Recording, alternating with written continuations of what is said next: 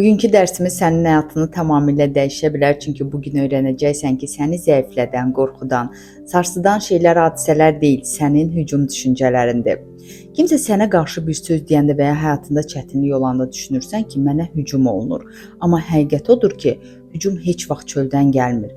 Hücum yalnız sənin öz düşüncələrində yaranır və sən hücum düşüncələrini seçəndə öz toxunulmazlığına hücum eləmiş olursan. Yəni sən qorxanda öz gücünə hücum edirsən. Kimisə günahlandıranda öz azadlığına hücum edirsən. Özünü günahlandıranda Allahın sənə verdiyi müqəddəs toxunulmazlığa hücum edirsən. Bugün anlayacaqsan ki, hücum düşüncələrindən imtina eləsən, heç kəs sənə toxuna bilməz. Heç bir söz, heç bir hadisə, heç bir insan səni incidə bilməz. Çünki sən Allahla birlikdəsən. Allahla bir olan toxunulmazdır. Hücum düşüncələri səni iki şeydən məhrum edir. Sənin özünə inamından və toxunulmazlıq duyğundan. Bu düşüncələr səni özünü cılız, qorxmuş və müdafiəsiz görməyə vadar eləyir. Hücum düşüncələri əslində sənə qarşı yönəlib. Hər dəfə kimsə haqqında və ya özün haqqında hücum düşüncəsi yarananda sən öz içində bir parçanı alçaldırsan, məhv eləmək istəyirsən. Bu sənə əzab verən əsas mənbədir. Bu düşüncələrdən necə qurtuluruq? Gün ərzində 6 dəfə, hər dəfə 2 dəqiqədən bunu elə. Gərginlik artsa 1 dəqiqə elə, amma 1 dəqiqədən az eləmə. Mənim hücum düşüncələrim mənim toxunulmazlığıma hücum eləyir. Gözlərini yum, səni narahat edən bir şey xatırla və de. Məni filan şey narahat eləyir.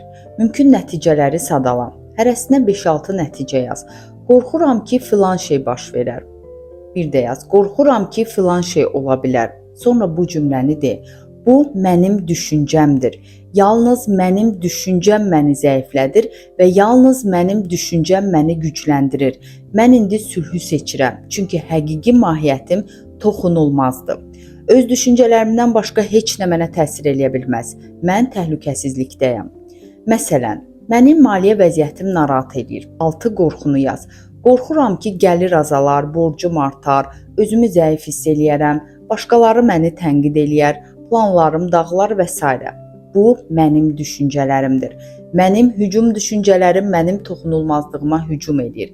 Yalnız düşüncəm məni zəiflədir və yalnız düşüncəm məni gücləndirir. Mən indi sevgini və sülhü seçirəm. Həqiqi mahiyyətim toxunulmazdır. Bu məşq sənə öyrədir ki, zəiflik və toxunulmazlıq sadəcə sənin düşüncələrinin nəticəsidir. Hücum düşüncəsini gördüyün an sevgini və sülhü seç. Çünki həqiqi mənin toxunulmazdır.